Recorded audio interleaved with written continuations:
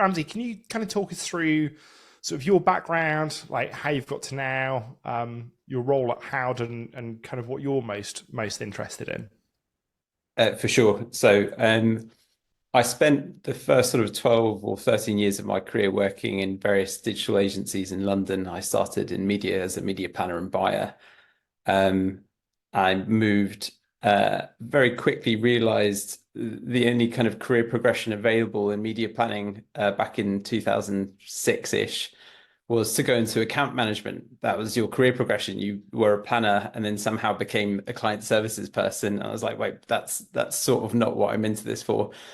So swum upstream from a strategy point of view into, if you like, more strategic and creative side of industries. I worked in a digital creative and strategy agency for a few years, and then moved closer into tech. So following both strategy and digital up its stream into more technology, into a consultancy, a business strategy or digital strategy and build consultancy, doing product development work, building things like mobile apps and customer portals and all sorts of things there for a few years. And I think came to the same realization a lot of agency people do in terms of work-life balance and what does life look like at 40 if you still work in agencies, and why there are no 40-year-olds in this agency that I work at. I was like, this doesn't seem like the greatest of long-term prospects for me. I left the industry and find myself very luckily at Aviva, where I was at for just over 3 years as their head of strategy and digital customer experience. And then did some contracting. I worked at a fintech startup for a year with some ex-colleagues from Aviva, which ran out of money after a year. But in that 1 year, we had an amazing time, went through Techstars, we're accepted into Techstars cohort and Founders Factory. I spent all of my money in that year of working at a startup, earning no money, and then went back into financial services, unsurprisingly, in the corporate side of things soon after. So I'm now at Howden, and Howden is the UK's largest specialty insurance broker. We're about 16,000 people in however many markets, 30, 40 markets around the world, helping clients insure things that are fundamentally hard to insure. And that's kind of what specialty insurance is. It's insurance for things that are difficult to insure. So I work as the head of product for a digital business unit at Howden called Xtrade. And I guess those are the two recurring themes of my career, digital and technology. And I would say probably over the last sort of 7 years with a much, much stronger leaning towards product thinking, product development, working with engineers, designers, and building things that people use and want to use because they're useful. So yeah, I fell out of love with marketing, I would say probably a good 7 or 8 years ago, if not a bit longer. My mind, my memories escape me. I've been doing this for too long, I think. Yeah, you and me both. I was also in agencies a long time ago, and forget about what life looks like at 40. What does it look like at 6 p.m. was like the bigger question. Yeah. Yes. So a few months ago, I posted on LinkedIn about different ways that companies should think about growth, and we can kind of get into that later and what I thought about that. But Ramzi, you commented on that post and said that you had, I guess, like a mental model, maybe more than a mental model, that you use for thinking about how companies grow. Mm-hmm. And that despite most modern execs being sort of up to their waist, if not neck, in like dense PowerPoint slides from big consulting, that there are actually only 3 ways that a company can grow. And it was one of the simplest, most brilliantly articulated pieces that I read amongst mountains of self-promoting sort of LinkedIn guff. That's very kind. But before we get into the model and kind of break that down, can you tell us, I guess, why you think companies tie themselves in knots over this question of growth and overcomplicate it? Wow, there's so many ways to answer that. So one is, every incredibly impressive business leader I've ever encountered disregards all of that nonsense. Right? I've never met a very senior, very successful business leader who thrives on 100-page PowerPoint decks from McKinsey.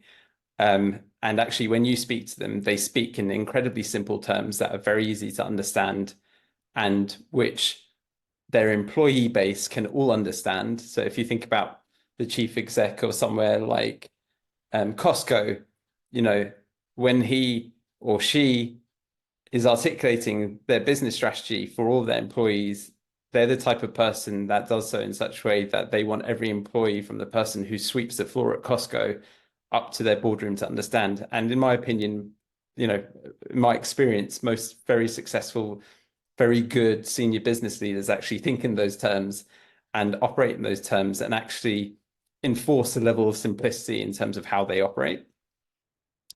But talent at scale is hard. Perhaps there aren't enough people with the experience and confidence and intelligence to all lead in exactly the same fashion.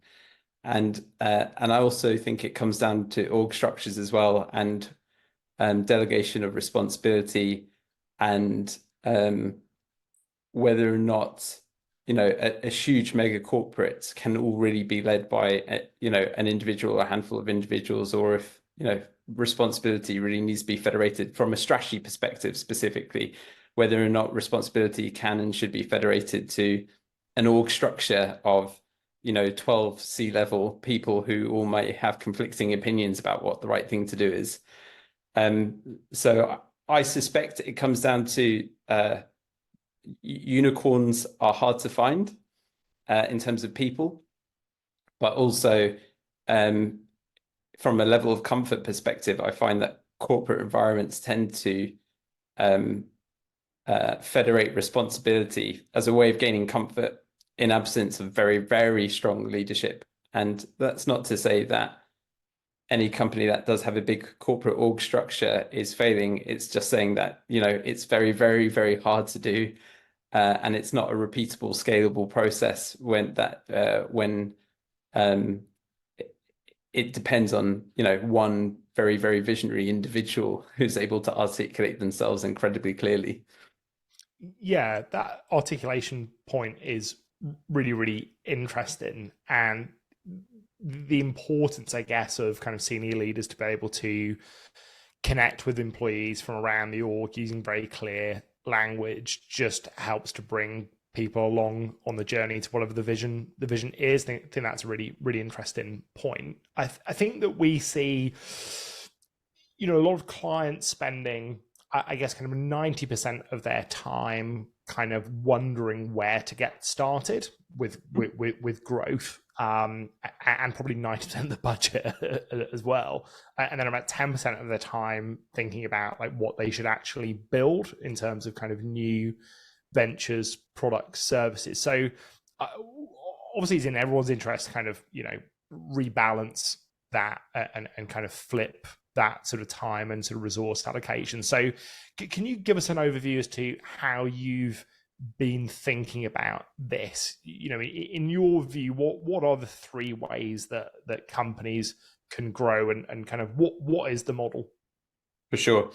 So the first piece of the puzzle was almost ridiculously simple, and it was a straight line, that connects need to use. And my first sort of bit of thinking was around how, in the world of consultancy and agencies, everything from strategy consultancy all the way down to build and design and marketing agencies all exist on somewhere on that spectrum, on that line of connecting need to use. And the type of work that you did sort of indicated where on that line you were. So all the way down from identifying what needs should we be catering towards, how should we do so in a way that would make us successful, all the way down to closer towards use, where you're getting closer to the implementation side of things, which is who is your paid search? What is your paid search strategy? What is, how are you organizing your Scrum teams to deliver software in the most efficient and agile way possible? And I felt, I don't know, I sort of chuckled to myself a little bit looking at it, going, this is stupid, isn't it? This must be stupid. It's too simple. And it was only when I started adding, I guess, some layers on top of it that it felt a bit more robust. So when I think about how businesses can grow, and I use that sort of that spectrum of from need to use, that line from need to use as an anchor for it, I think, well, one way you grow is that you increase the usage of your existing product or service, i.e., more people are using it, or they're using it more often, because it depends on your financial model, but typically value exchange is somehow linked to use, unless of course you work in an industry that relies on people to be irrational. So gyms make a lot of money from people not going to the gym, which is great, but I think that's almost a bit of an outlier or an exception to the rule that proves the rule. But for the most part, people using more consumers using your product more often is a way to grow. And that's largely, in my mind, a marketing challenge, number one. So one is that's what marketing exists to do, get more people to use the thing that we already have to sell. And number two, thinking about it from a product development perspective is really, if you think about like the startup life cycle, that's what you're doing when you're trying to achieve product market fit. You're trying to get to a point where your product finally clicks with a user group of some description that goes, yes, this does a thing that I need it to do in a way that gives me some kind of tangible benefit. So it's, number one is increasing usage of products, so more people more often. Number two is increasing the value derived from every instance of use, i.e. a higher price, as we've all been subjected to in the UK and in many parts of the world, where a packet of biscuits probably costs about 40p more than it did a year ago.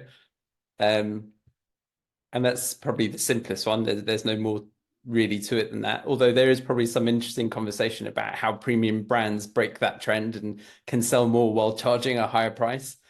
And then number three is increasing the utility of your business by serving a larger number of needs over time, i.e., how do you attract a bigger share of consumer wallet, right? Through diversification of the number of needs that you're catering for with products and or services. And that's it.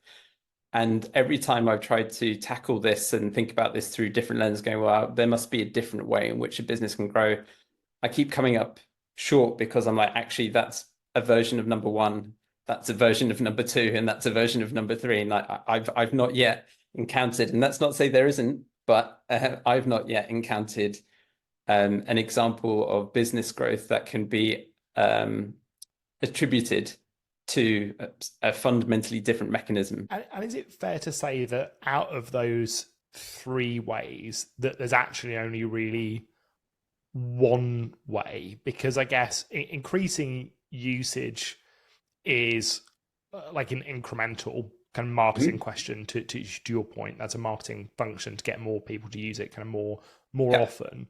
I guess you'll always reach a saturation point. Whether you're satisfied with saturation, I guess, is kind of largely dependent on ambition. I guess on deriving more value per use of products, i.e. kind of charging more for that product, means that you'll eventually reach some sort of like equilibrium where you simply cannot charge more per use.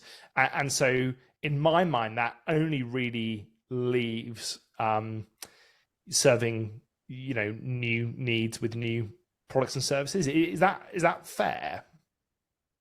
So I would agree, based on the ambition and time horizon of the organization, if that makes sense.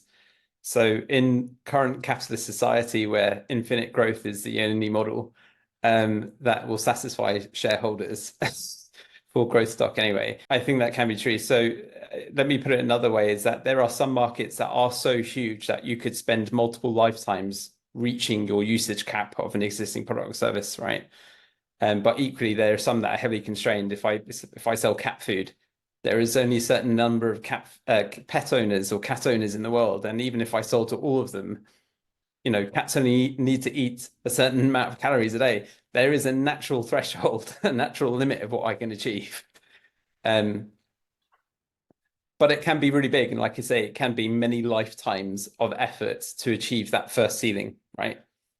In terms of increasing or growing through increasing the derived value from each instance of use, you're right. In my opinion, there's a natural equilibrium, which is for every percentage point that you increase the price, you'll lose an equivalent number of customers who won't bear that additional price, to the point where any price increase you make will be countered by a drop in customer numbers, and therefore you're not growing.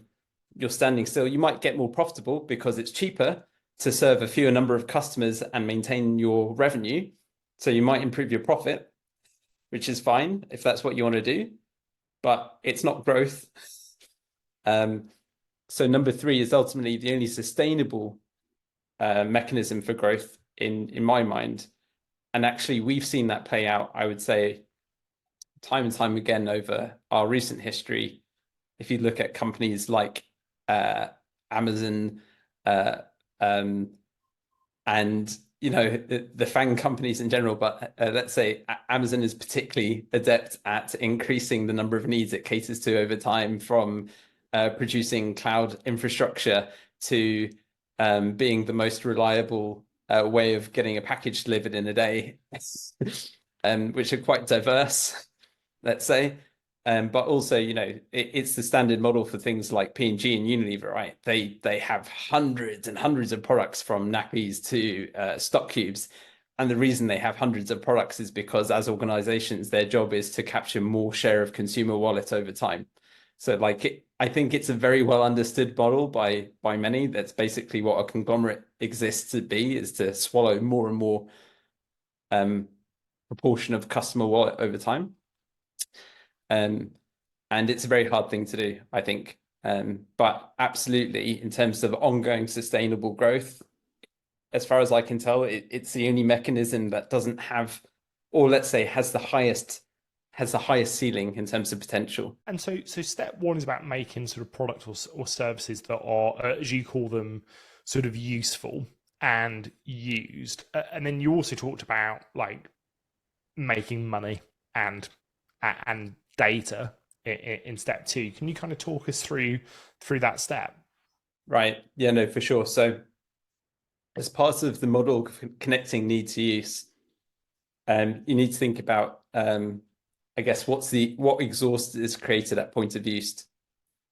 And exhaust is, the byproduct is money. So you get money, you're paid for them to, by consumers to use your products or services. But importantly, you generate data. At point of use, you're generating data, whether you're a software, platform like Facebook, you're harvesting huge amounts of customer data as they're using it. Or even if you're, let's say a gym owner, you're creating huge amounts of data as your customers, check in, use your systems, use your treadmills. You have data on which treadmill is used in which, so you're creating data. Now, you need both of these things for sustained growth. So you need money to be able to invest in innovation and R&D as a way to knock into that third way of, growth. So I need enough money to pay my operating expenses, to satisfy my shareholders if I have them, and to invest strategically for the future, for future growth, which is innovation and R&D, trying to cater to more needs over time. Or could it be, in fact, inorganic growth, which is mergers and acquisitions, where I'm buying another entity that services needs that I don't currently do today. It's the same pool of money that I have to invest in the future. I can do it through M&A, or I could innovate, whichever choice you take. And then data is a really interesting thing, because when you are innovating, your ability to innovate depends on lots of different attributes. One is, how much money do you have to innovate with? What's your risk tolerance? How many bets can you make? How big can you make your bets? And then on what basis are you making your bets? So what is the thing that is driving my decision-making, your decision-making around what you innovate in, how hard you innovate in that area?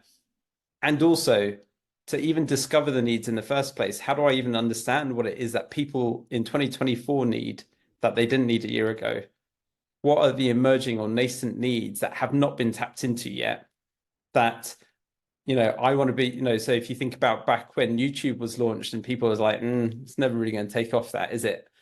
There's always one person who sticks their hand out first around their belief or an insight in around an emerging set of nascent needs and opportunities and capitalizes on it first by achieving some kind of product market fit in a way that no one else has done before, or catering in a way. And data is how you do that. Data, is a meaningless term, right? But it's information. That's what it is. It's information about what is it people are doing, what do they want, what are they thinking, what are their claims behaviors, what are their actual behaviors, how are they using my product, what are the issues? So if I'm thinking about a software product, what are the gaps? What data in my application is giving me an indication about something a customer needs that I'm not doing for them yet, right? And data is traded, as we all know, right? So, you can buy data on an exchange. I need some consumer data about, what they spend money on. You can buy open banking data, right? I can literally buy data about how people spend their money. Great. But the problem with data that is, let's say, tradable or exchangeable is that it's in the public, it's publicly available. So what gives you competitive advantage? It's what information do I have to create decisions based on? And what is my capability to act on my decisions and to act on that data? Those are two parts of the puzzle. So if you're using publicly available data, even if it's purchasable, so I'm buying open banking data from a source and ad tracking data from a source, whatever the case may be, you and however many other people are buying that, right? So immediately it's no longer a competitive advantage, that data, because it's not just yours. So the only thing that you've got that's unique potentially is your ability to act on that information in some kind of novel or interesting way. So the other aspect of thinking about data is what proprietary data do you have?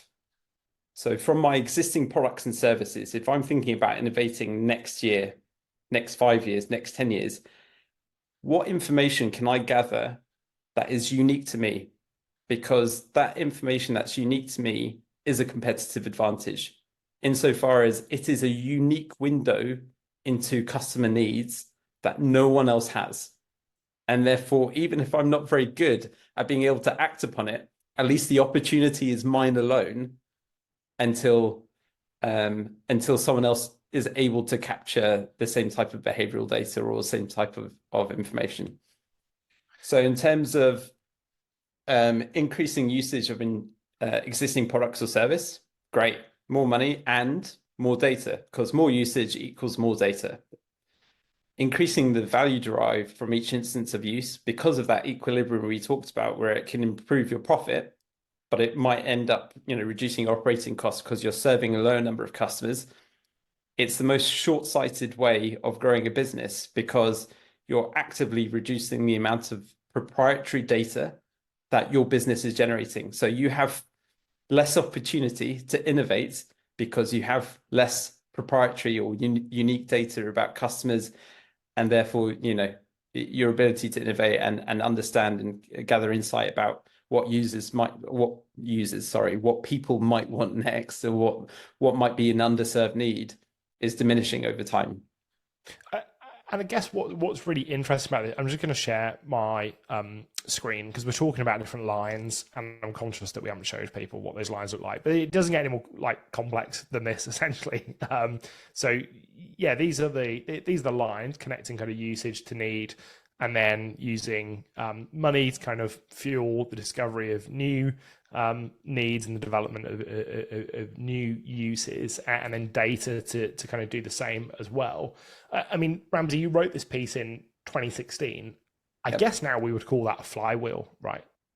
Yeah, that's right. It's certainly a flywheel. And just Jay, from a technical perspective, that picture's not coming through for me very well. It's sort of quite not able to see any of the text. I don't know if it looks the same for you. We'll share it out. after. share it out. It's We'll all fix good. it in post.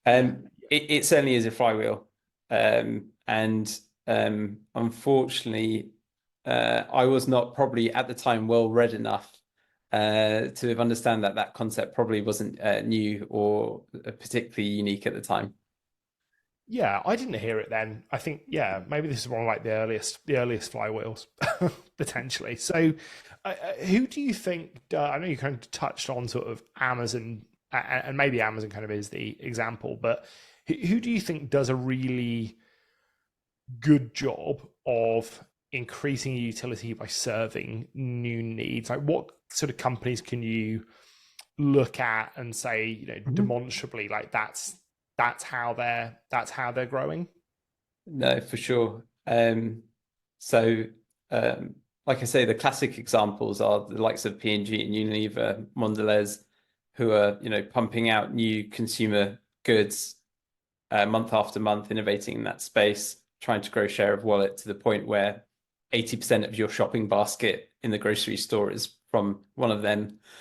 But I think Amazon is always going to strike me as the most interesting example. And I think it's because their thought process is their thought process has this in mind, has this route to growth in mind in everything that they do. So if you think about Amazon Basics, right, it's one of the most beautifully executed examples of this I can imagine, which is I have a shop that serves millions of people every day. I have the most perfect set of data about what customers are buying. I know what price point they're buying it at which volume. So I can see the more expensive is bought at less volume. And this is the sweet spot here, right here. This price point for this type of good is exactly here. I can see what level of star rating will dissuade a customer from buying. So is it 3.2 or is it 3.4 that I need to achieve in terms of customer review? I can put that all together and create a brief for any category of product that I sell on my shop and go, look, AA batteries. I have 300 data points about what drives people, about what people are buying today with regards to AA batteries. So I can write the most perfect brief from a product development point of view. I can go find any manufacturer and go, I need you to make me a battery that's this good, this reliable, that lasts for this long, and will cost this much. And then I can apply a multiplier to it because of the Amazon brand and my ability to juice my own rankings on my search results page. And before I've done any of it, I would be very, very surprised if they're not able to model with an exceptionally high level of confidence exactly how much revenue per year they will generate from a new product before they've even lifted a finger to do it. Right. So Amazon Basics is one of those wonderful examples of it happening because they're cheating. They're not, they're not really cheating, but it feels like cheating. It's so dastardly, it feels like cheating. Yeah, it's certainly playing the game in easy mode. Yeah. But what you can't take away from them is the fact that operationally they've got to the place where they're generating that data. So their first product worked, which is we are a shop that sells things really well. For us to be able to generate data at scale that allows us to make these bets, I need people to buy from Amazon everything from nappies to batteries. So product one, if you could call it that, has to be absolutely outstanding at what it does, because that's what's going to get me the data that allows me to produce batteries at 80% margin with 90% level of predictability about what revenue will add to my bottom line, my top line, sorry, over the next 10 years. So you can't take away from the fact that they were very successful in the first way of achieving growth, which is that they've created a product that people use and use frequently and like, and their approach to data has been mindful from the outset in a way that many organizations aren't. So I'll give you some examples. How many times have you worked with massive corporates that sell millions of products at scale across the world, and you talk to them about their data and they're like, I think that's something our technology people do stuff with, maybe. And like the fundamental lack of engagement and interest with data at a C-suite level. And I don't mean this, that's unfair because they care a lot about data. So if McKinsey wrote them a report that was based on data, very interesting. If you ask them about whether or not how many data scientists they employ to analyze their proprietary data, you're going to get a wildly different kind of reaction and level of engagement, depending on the nature of the corporation. Obviously, over time, I would say we're getting more mature and the opportunity is becoming more evident and becoming more table stakes for more C-suites. But there's still a spectrum. There's still people who are probably better at it and more engaged, and people at the other end who are like, this seems like a nerdy problem for technology people. I am a business leader. I'm here to make big strategic decisions, not worry about, what kind of data warehouse I have. Which is worrying, right? Because big strategic decisions, the foundation of those decisions should be data and evidence, right? Yes, but gut. that's what I pay McKinsey for. Yeah. McKinsey, I'm going to give you 300 grand to go away. You look at the data and then give me a nice PowerPoint and tell me what to do with it later. Yeah. Yeah. Yeah. Expensive way to analyze one's own data. Yeah, absolutely. Yeah. It's one of those things. I think, like I say, it's sort of baked into the culture and the mindset of a certain organization. Either you take your data incredibly seriously and make sure you're, building your products and services in such a way that they actually even capture data in the right way to be useful, because you can be selling millions of products, but like through missing a non-functional requirement as part of your tech, you can operate for 5 years and go, hey, have we got any information about how many of these things we sold? And you're like, oh, sorry, that wasn't part of the requirements at the time. So Yeah. like our last 5 years of transaction history, we have no meaningful data for except for like what the finance team deal with. Yeah. Yeah. Huge gaps. So thinking about this like third bucket, Yeah. this really only one way to grow sort of consistently, increasing utility by serving Mm-hmm. kind of more needs. So I guess all of the work that we do here at Future Foundry is kind of focus on that third bucket, because we're not in marketing, we're not really like pricing consultants. We're Mm-hmm. Our job is to build new ventures, new products, new services. I guess under that heading, I suppose we would say that there are kind of three subways, or almost, that kind of fall under that category, and that is to figure out a way to decouple growth from production volume. So, Mm-hmm. the most obvious sort of expression of that is maybe a shift from hardware into to software. Yeah. So, Apple's shift from, if you look at the growth of service revenue over and above Yeah. hardware revenue, I think sort of illustrates I that would quite. I would add to that as an example, just for a point of making sure I am understanding it well. If you are a services business, right, the more customers you have, the more people you need to serve those customers. Let's say just from a customer service perspective. So you Mhm. could say actually by innovating with AI and being able to let's say address 90% of consumer contacts automatically, you're decoupling your growth from your operational cost base increasing linearly with it. Yeah, that's a really good example. Yeah, and actually kind of moves beyond the analogy of like hardware to software, where the product is ultimately service. Yeah. Mm-hmm. So that was kind of like, let's call that like 1A. Mm-hmm. 1B is, let's figure out what underutilized or emerging sort of assets there are within this sort of client company, and Mm-hmm. figure out a way to leverage those in sort of new ways. Again, I think Amazon is like a good example, right? When you think about AWS and the growth that they've had in their cloud computing business, and also the revenue Mm-hmm. that's generated to fuel kind of new product and service development, like leveraging underutilized assets in new ways, I Yeah. think is interesting. And those assets could be data, right? Like could be physical, could be less tangible sort Yeah. of assets. And I guess the third is kind of new customer segments. So working with clients to figure out, well, have we exhausted the needs that our existing customer segments have got? And actually, do we need to find new customer segments with new needs that we don't necessarily serve today? So look at like Netflix's approach, I guess, sort of in market kind of content creation.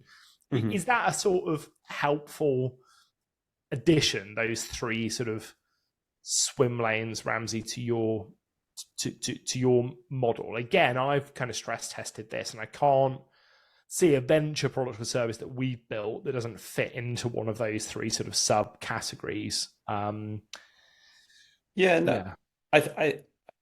To me that sounds logical. It sounds that sounds right.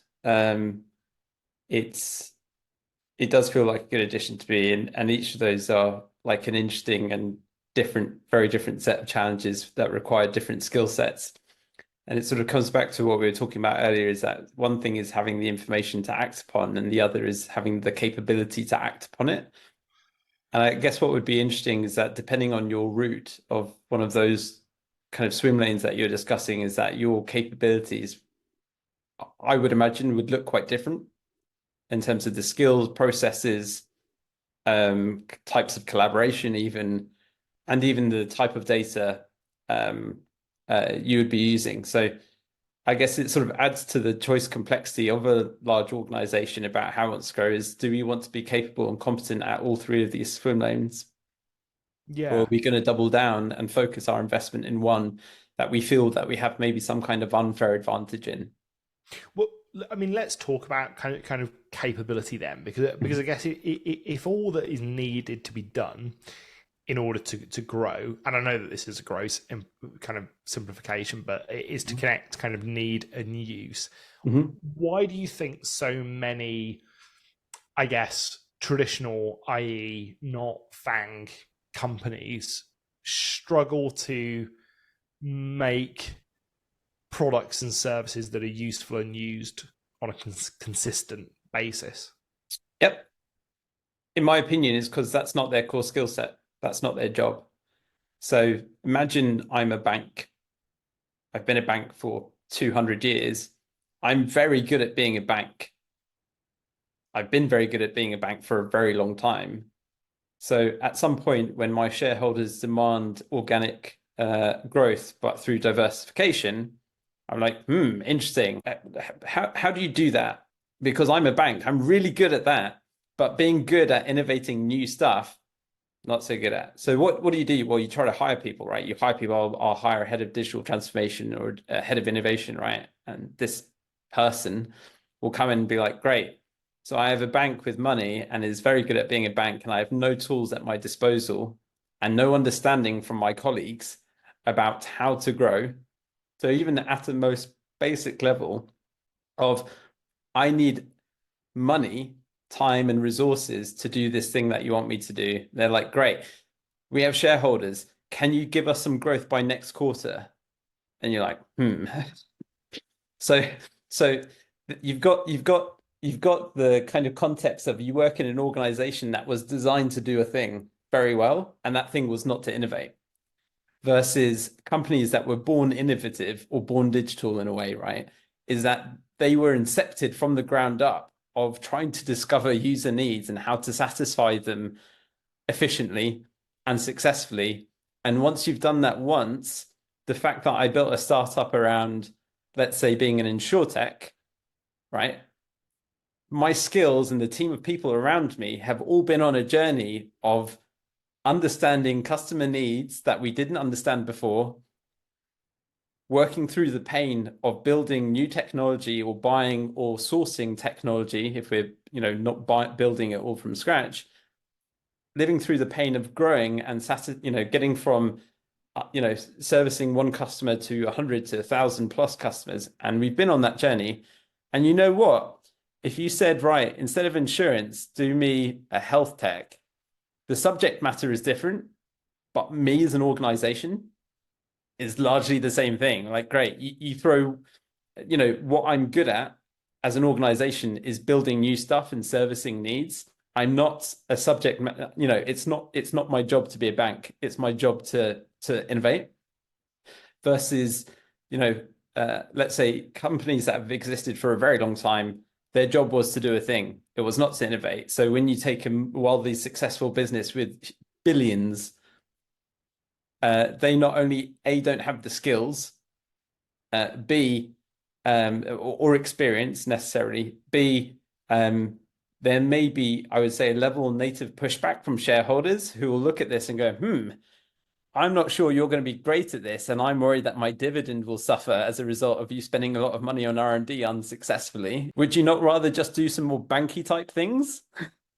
Because we know you're good at that. So I feel like there's lots of different forces at play, but it really comes down to some types of companies were founded on the skills and capabilities required to innovate, and some were founded and were probably innovative at the time. So like I may have been a successful bank because 150 years ago, I was the first one that had like branches open on a Saturday. I mean, so I was innovating within my space at the time, but like, in terms of the type of innovation that's required today for ongoing sustained growth of catering to new and emerging user needs, they're just not the same thing.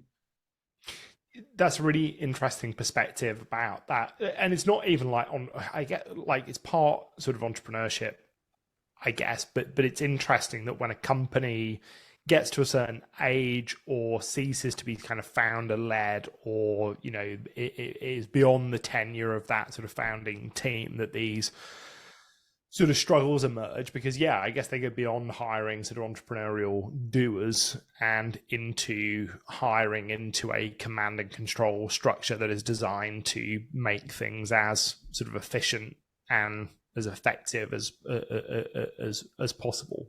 And so maybe it's more to do with like, maybe there's a spectrum of sort of age of company, or time since founding, that sort of thing that you probably do some pretty interesting like analysis on. I think like the way that an org is designed, right, is generally around how it makes money. So like the org structure of a 200-year-old bank is built around how it makes money today. So the only way that would fundamentally change, where innovation, let's say, isn't something that's so tokenistic that they have embarrassing hackathons over a weekend, right? Because that's, and their innovation managers will point at it and go, look, we're innovating, give me a bonus. The only way it's not going to be tangential to the core business is when the business comes under existential threat. Yeah. Right. So you could be a 200-year-old bank, and let's say for whatever reason, Monzo becomes so wildly successful, as an example, over the next 10 years that, the established banks are facing existential threat. Probably won't happen. Banking's not a great one for this, because people are more likely to get divorced than they are to change their bank account, actually, statistically. So it's not the best industry to use an example. But if we follow it along, when faced with the existential threat, what is your board going to do, right? How can it react? One is, let's sell the business to someone who can do something more with it than we can, right? Let's strip it for parts. So let's divest big successful parts of our bank, return shareholder value as much as possible through share buybacks, and then maybe, we'll sell the brand. We'll just break it up into pieces, because actually the individual components of what make us good are more valuable when you extract them apart than they are together as this entity. Or you fail, you run your business into the ground by being pig-headed about, no, we've done this. This is how we've always done things, and we'll be successful staying the course. Or you might go, you know what? We're going to react to an existential threat by going, we are going to design our operating system and our organization around how we survive and thrive in the future, because what we're doing today will not get us there. So like you could imagine where large organizations achieve fundamental transformation that transforms that business from one thing to another. And I'm sure there are good examples, although I don't have them on top of my head.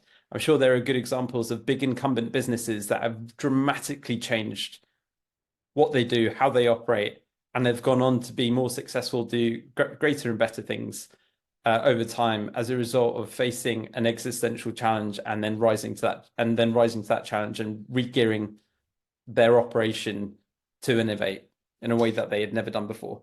I'm writing a case study about Weight Watchers at the moment, which I think is a business that people don't think about very much. Probably, maybe in January, but probably not for the rest of the year. And I think, yeah, that's probably a pretty good case study, right? Moving from like file of facts and sort of in-person meetings into like online and fitness tracking and virtual and artificial intelligence kind of advisors and stuff. That's interesting. I think another thing that's interesting is like if the point at which a company is likely to be disrupted is beyond the tenure of the incumbent CEO and board, why should they care as well, right? I guess is another sort of challenge, provided we can drive up share price enough over the next quarter or the next year to buy that place in the Hamptons or Chalet and Chamonix, then like... I think that's right. If I remember correctly, I believe the average tenure of a CEO is 3 years. If I remember correctly, but it's not, it's around that ballpark. So you're absolutely right. It's that the incentive structure is not aligned to long-term growth and long-term sustainable growth, which is, I suspect. So if we take Amazon as the example, because we've used it all the way along, right? So Jeff Bezos has stepped down fairly recently. Let's see whether or not Amazon survives the loss of a visionary founder. In the same capacity. Will they still be as innovative in 10 years? I'm sure they'll still be huge and make huge amounts of money. But is Amazon essentially the next incumbent, yeah, in 30 years' time? Because without that single-minded focus and clarity of vision so you're absolutely right. And having worked in agencies or consultancies, you would have felt this at a much more micro scale before, where an agency can be award-winning for 5 years in a row and they lose a single creative director and then everything goes to hell, right? They stop producing good quality work, they stop winning awards, they lose clients, and the life cycle, you can see the life cycle of agencies spin on a dime based on a single member of staff, right? It happens all the time. No more Cannes Lions and no more Exactly. Rosé in the south of France. Dreadful.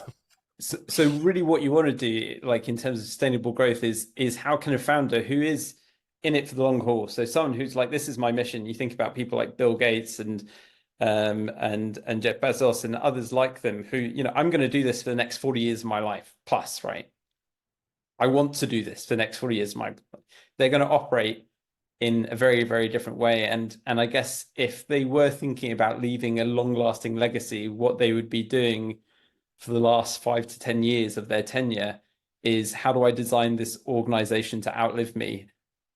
Right? How do I design this organization to be structurally sound in such a way that if I was to go tomorrow, it would be fine? But as you say, when the average CEO tenure is 3 years, they probably have about a week to think about what's going to happen after I'm gone. Yeah, absolutely. And then something else that I know that kind of people watching will be interested in is, 2023, 2024 have been quite tough economically, I think, for a lot of companies, regardless of a sort of sector.